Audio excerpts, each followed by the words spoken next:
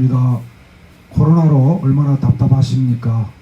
오늘도 여지없이 평화철도 목요 특별 대담 시간입니다.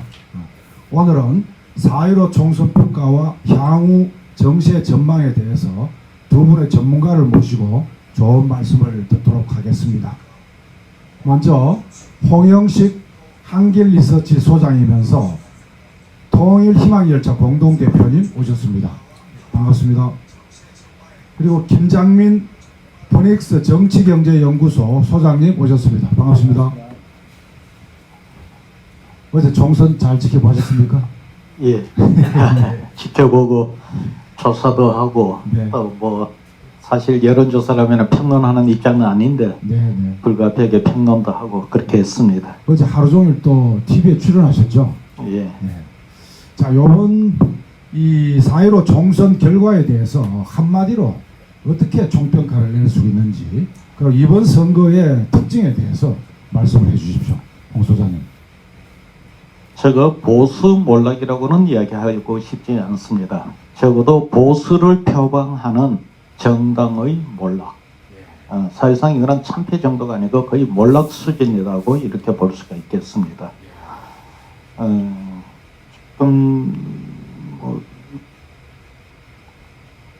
제가 보수가 참패라고 보지 않는 이유는 실제 이번 선거 전에 여론의 흐름이 두 가지 흐름이 있었습니다. 이거를 여론의 이중구도라고 표현했는데, 국민들한테 물어서 당신이 진보냐 보수냐를 물을 때의 지표와 당신이 어느 정당을 지지하느냐를 물었을 때의 지표가 다르게 움직였다는 겁니다. 2월 달만 해도 진보에 비해서 보수가 한 10포인트 정도 뒤졌는데 3월 말경 정도 되면은 스스로 진보 보수를 이야기하라고 하면은 보수라고 밝히는 사람이 진보보다 한 3포인트 정도 뒤졌습니다. 그런데 정당 지지율의 변화는 없었거든요.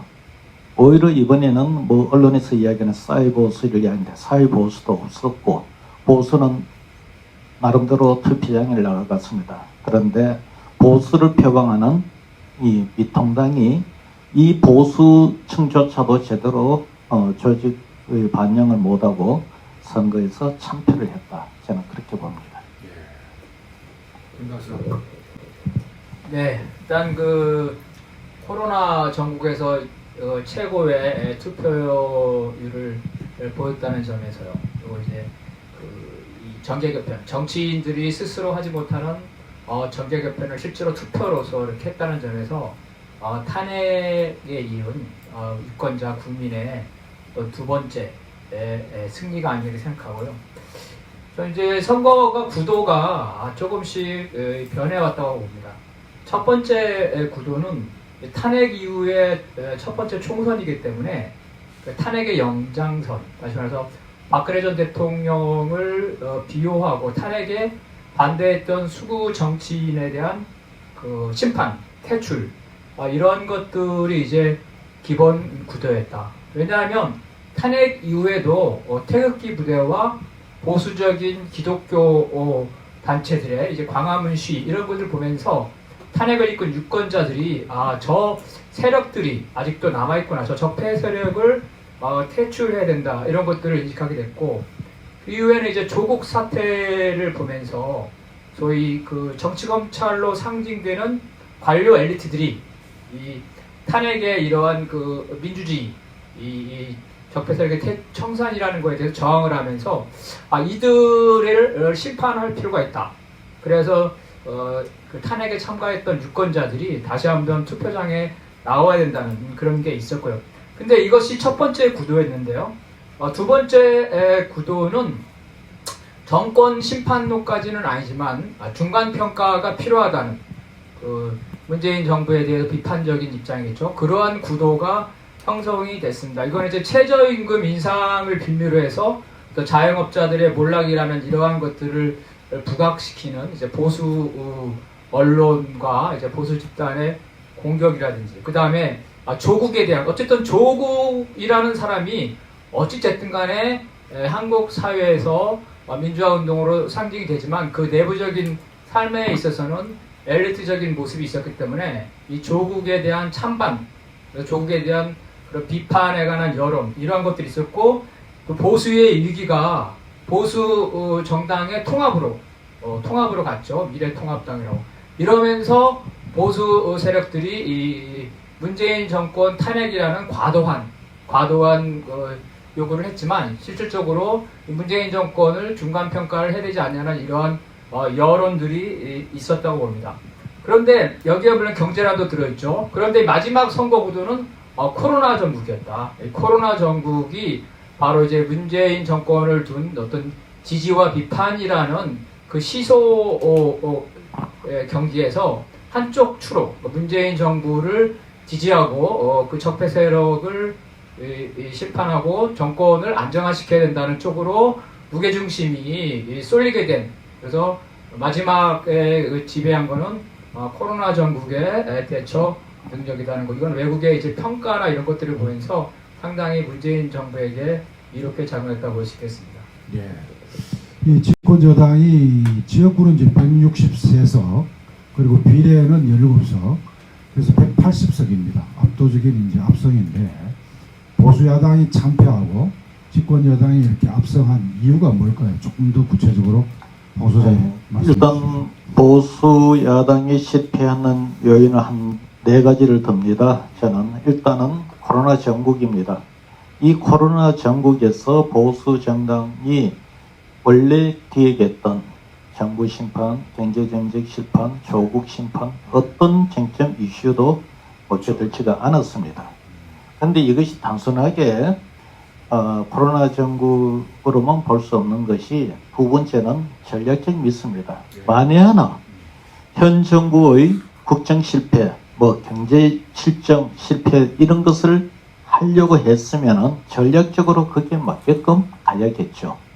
그런데 예를 들어서 경제 실정, 경제를 심판한다고 한다면 적어도 공천에서, 전략 공천에서 또는 비례대표 공천에서 경제 관련 대안을 제시할 만한 전문가들을 공천을 했어야 되지 않았을까요? 예. 그런데 경제 전문가들은 공천하지를 않았어요. 그래놓고 경제정책 비판을 하니 국민들로 봐서는 뭘 어떻게 비판을 하고 어떻게 극복하겠다는 것이 보이지 않았다는 겁니다. 그 다음 우리나라 선거에도 이 정당 이 정치가 아직 우리나라는 굉장히 급변을 하다 보니까 선거판에서 특히 대선을 앞둔 상태에서는 차기 대권 주자의 역할이 대단히 중요합니다. 예. 실질적인 대권 주자가 존재하느냐 안 하느냐가 야권 경쟁력의 어떻게 보면 굉장히 큰 부분을 차지합니다. 사실 그 부분에 대해서 황 대표에 대해서 기대를 했었던 것 같습니다. 보수 진영에서. 그런데 황 대표가 차기 대권 주자로서의 정치적 역량 또는 비전 또는 전략 이런 것 하나 보여주지를 못했습니다. 예. 오히려 그 과정에 대고 실수만 자꾸 해버렸죠. 예. 그래서 사실상 이번 선거에서 야당으로 봐서는 유력한 대권 주자가 몰락하는 과정에서 지켜본 거죠. 즉 이 정권 교체를 이렇게 생각하기 어려운 선거가 되다 보니 결집력이 약했던 것 같습니다. 마지막으로는 이 선거 직접적인 부분은 아닌데 문화적으로 보수가 이 20, 30대 젊은 세대들하고는 문화적으로 너무 먼 거리감이 있다는 거죠. 예를 들어서 지금 이 보수 정치인들이 보면은 말하는 것이나 의사결정에서 집행하는 걸 보면은 국민의 대표자라는 이런 느낌보다는 꼭 상전과 같은 그런 느낌이에요. 그냥 상전이 지지자들을 대할 때는 보면 아래껏 대하듯이 이렇게 대한단 말입니다. 그런데 그것이 말로는 그래 하지 않아도 국민들이 느끼기에는 의사결정에서 요구하거나 집행하거나 평소의 언행 이런 걸 보면은 그런 부분에 있어서 이게 어떻게 보면은 봉건주의적인 어떤 그런 인식을 벗어나지를 못하는 거예요. 지금 20, 30대가 어떤 세대들입니까? 네, 네. 그런 문화가 표출이 되니까 20, 30대들한테 근본적인 문화적 거리가 너무 커버려 있습니다. 네, 그러니까 미래 세대한테 당명은 분명히 미래라는 걸 붙여놨어요. 네, 네. 붙여놨는데 미래 세대한테 전혀 그 호응을 얻지를 못했습니다. 네, 네, 네. 김 박사님은 어떻게 생각합니까? 네. 집권 여당의 압승과 보수 여당의 참패다 이렇게 이제 요약이 되는데 과연 내용으로 들어갔을 때 과연 그런가? 저는 여기에 강한 의문을 제기합니다. 제가 이렇게 정리를 좀 해왔는데요. 보일지 안 보일지 모르겠지만 한번 제가 읽어보겠습니다. 정당 득표율입니다. 더불어시민당 33%, 이건 오늘 새벽 기준이에요. 지금은 거의 더 똑같았어요. 그 다음에 미래한국당 34%. 더불어시민당과 미래한국당의 정당 득표율이 거의 1%도 차이가 안 납니다. 그리고 친여당이라 할 수 있는 열린민주당 5.4%, 그 다음에 미래통합당하고 연합을 했죠. 그래서 자기네들은 지역구에 안 나오고 비례만 나갈 테니까 지역구는 그 야당을 찍어달라 했던 국민의당이 6.74%입니다. 그래서 범여와 범야가 득표율로 보면은 무승부입니다. 무승부. 네, 그 다음에 또 두 번째를 보여주겠습니다.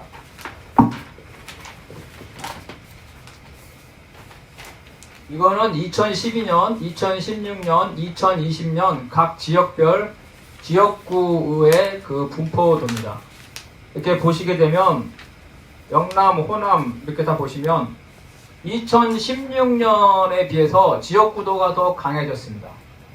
그리고 영남에서 미래통합당, 보수 정당이 2석을 더 가져갔어요. 그리고 현재 문재인 정부는 반대로 영남에서 2석을 잃었습니다.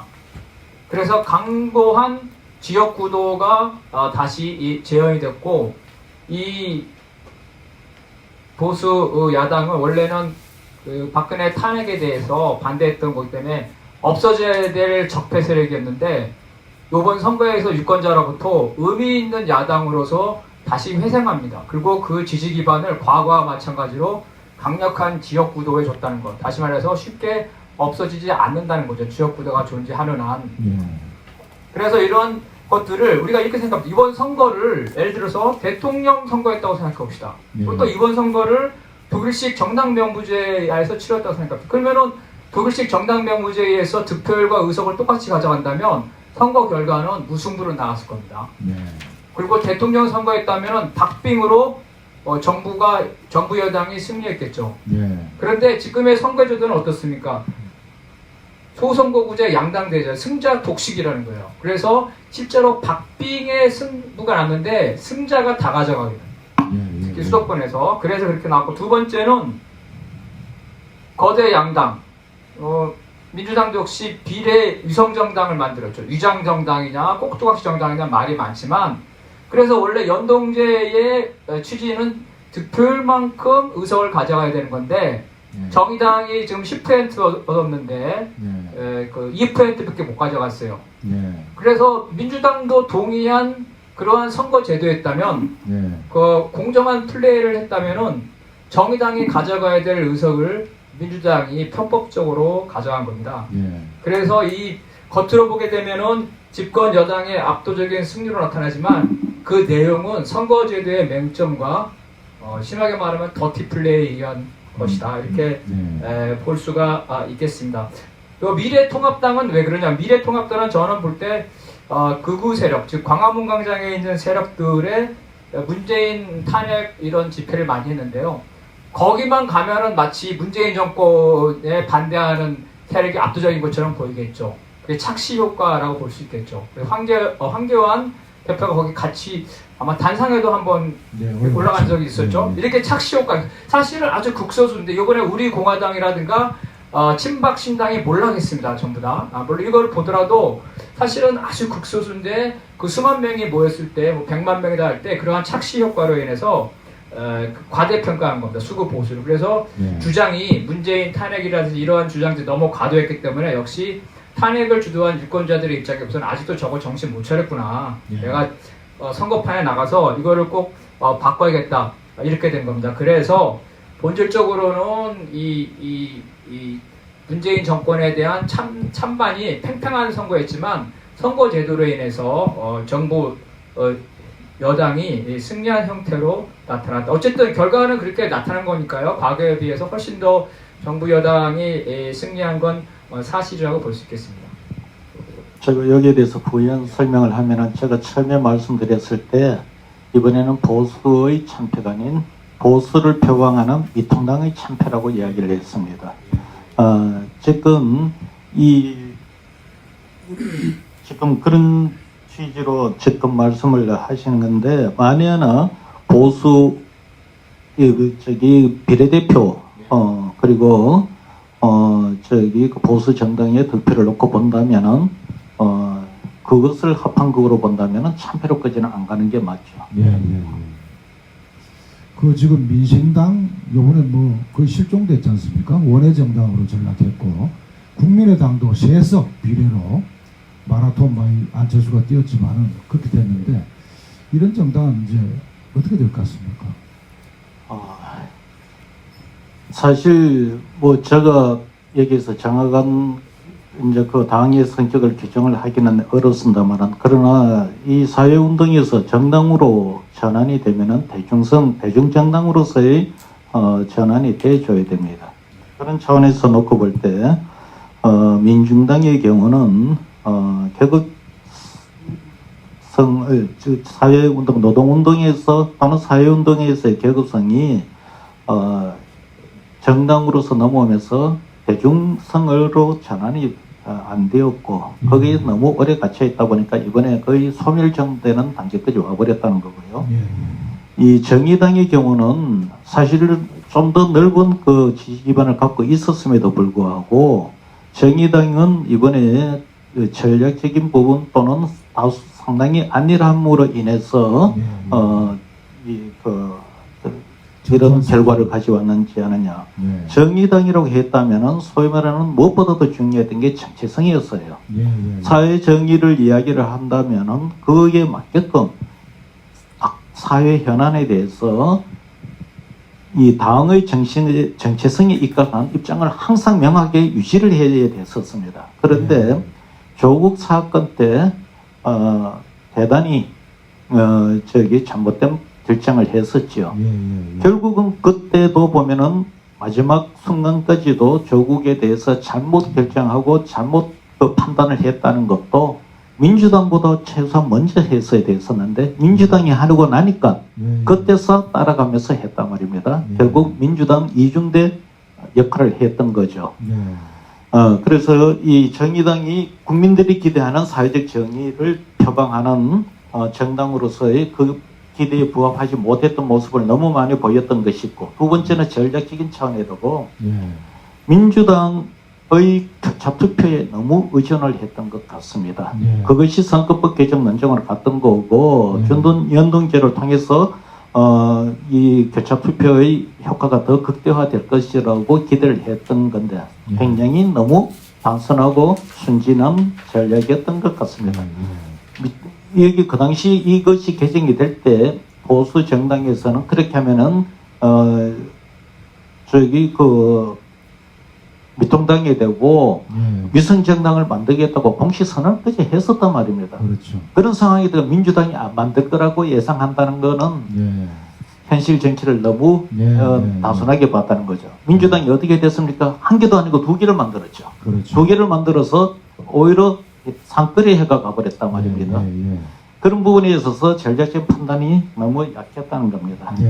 그리고 이제 그러면서 선거판 마지막에 와서 과중하게 이 그 선거법 제도 다음 연동형 비례대표 이렇게 하다 보니까 실제는 그랬는지 안 그랬는지는 제가 잘 모르겠는데 제가 보기에는 당의 중요 에너지가 지역구에 가는 것이 아니고 인적 자원들이 경쟁이 중앙에 비례대표 경쟁으로 몰린다는 겁니다. 지역에서 경쟁력을 확보하지 못하면 지역에서 뛰는 당선자를 내지 못하는 정당이 비례대표를 그것도 교차투표를 통해서 표를 많이 얻으려고 했다는 것은 너무 안일한 선거 전략이었다. 저는 그렇게 봅니다. 민생당하고 국민의당에 대해서도 좀 얘기해 주시죠. 예, 민생당의 경우는 제가 볼 때는 똑같습니다.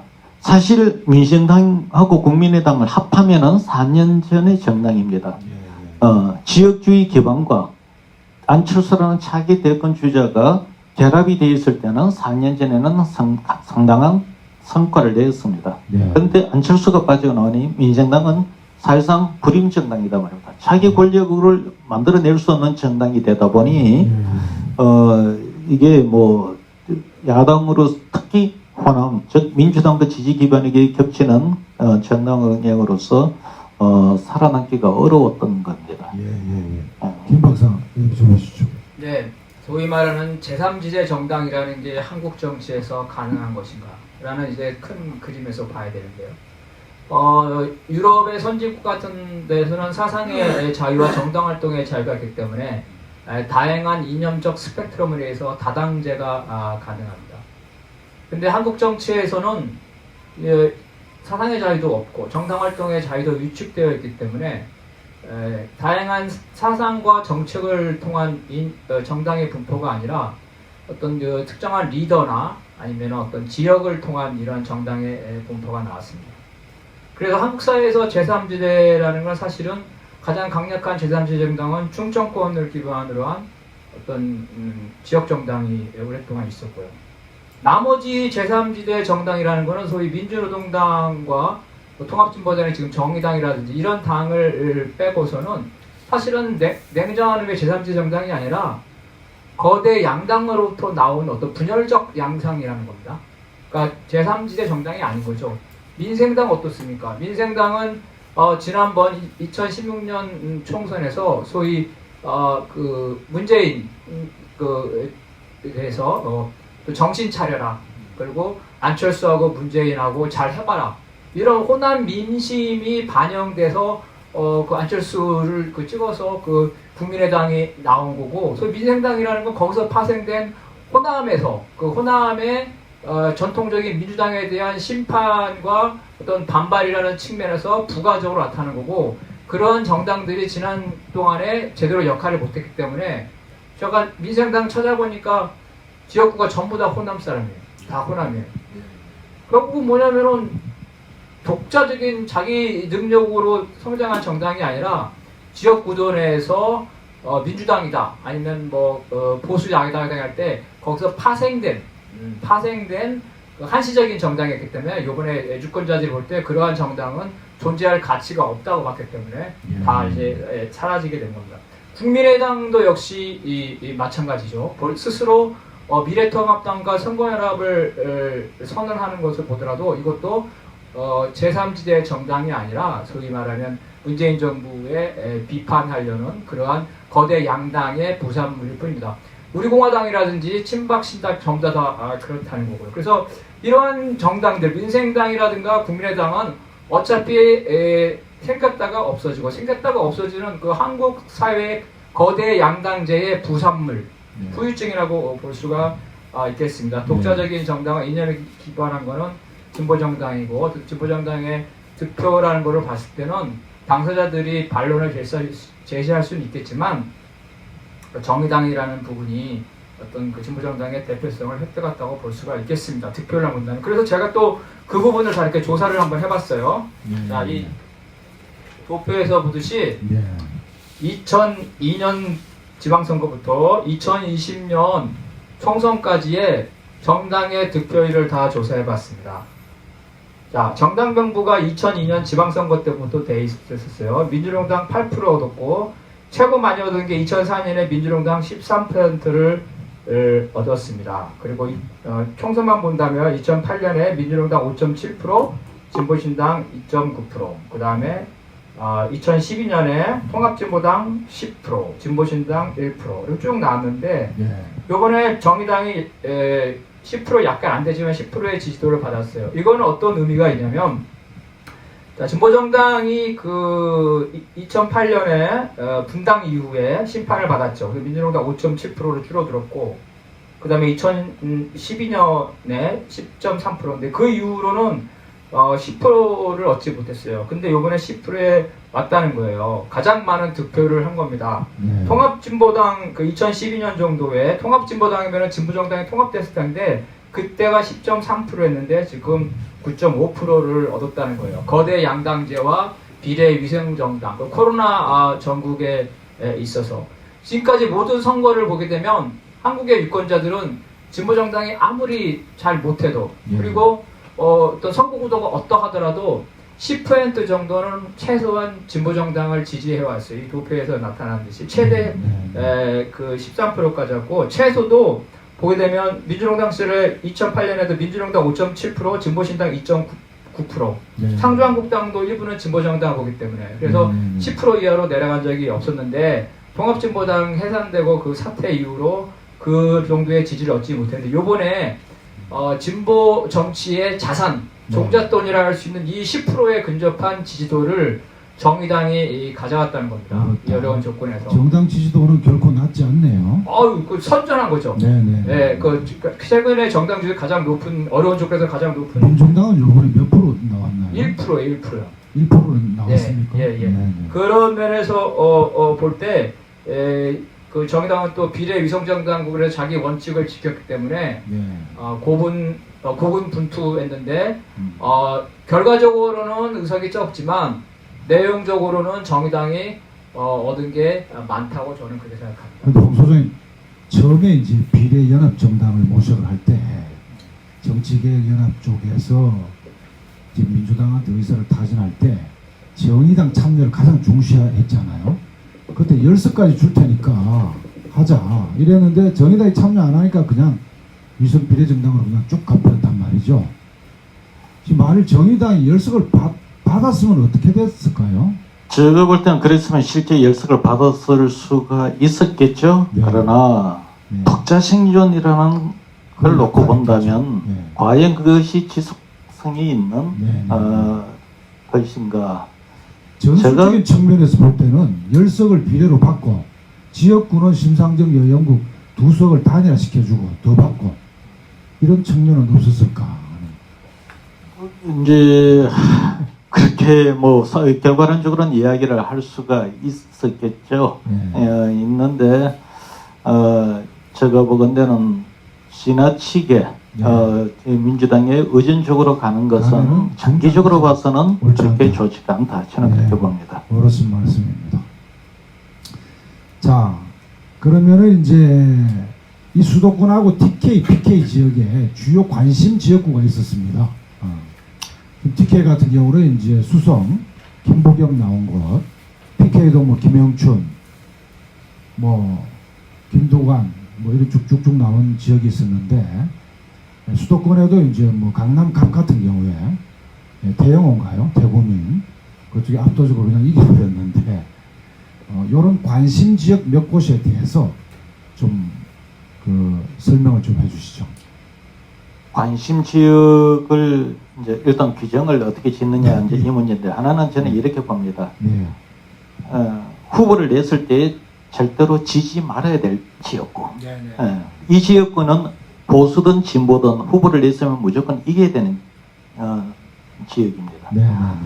그래서 그런 차원에서 놓고 본다면 서울 수도권에도 이 보수가 대피하더라도 지지 말아야 될 지역구가 있습니다. 강남하고 저기 분당 그쪽의 벨트들이 보니까 그래도 그거는 지켰어요.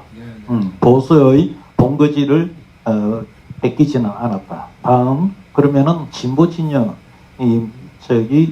이쪽은 지역을 꼭 지켜야 될 지역이 어디였느냐? 심성정 지역구는 뭐 그거는 당연히 했다 치지만은요. 그다음 울산과 창원의 이거인데 그 지역에서 지금 한 석밖에 지키지를 못했습니다. 득표를 다른 낙선한 후보들 득표를 뭐 의미를 부여를 할 수 있지만 선거판에서는 참 그거는 궁색한 거고요. 그래서 진보 진영이 뭐 이렇게 말씀하시기를 비례대표를 놓고 본다면 많은 표를 얻었다고 하는데 오히려 지역구의 그 판세로 본다면 더 위축이 되지 않았느냐. 그렇죠. 그렇게 보고요. 그런 차원에도 이제 아까 말씀 강남구하고 그 지역을 보는 거고 인물 중심으로 본다면은 이제 차기 대권 주자들 예. 그리고 또 상징적 인물 위주로 보는데요. 예. 그러다 보니 뭐 이제 그 차기 대권 주자 붙은 곳을 많이 보죠. 네. 여기 지금 종로구 네. 여기부터 시작해서 미통당의 차기 대권 주자라고 이야기할 수 있었던 뭐 오세훈 지역구, 예. 그 다음에 본인이 그렇게 희망했던 나경원 지역구, 나경원, 예. 이런 지역구들이 있었는데 그런 지역구들이 다 참패를 했죠. 이거는 참패를 하면은 그 개개인의 선거 패배이기도 하지만은 미통당으로서는 대단히 지금 심각한 문제가 되는 게 자기 지도부를 꾸리기조차 어려울 정도로 참패를 했다는 겁니다. 그 다음 이제 그 이야기했던 강남에서 이제 이름을 바꾸었죠. 태국민이라고. 예, 태국민이라고 나와서 당선이 됐는데 그걸 보면서 이 보수의 정체성이 상당히 그 지역은 굳어져 있다. 그런 것을 이제 오늘 드러났던 지역으로 보고 있습니다. 네.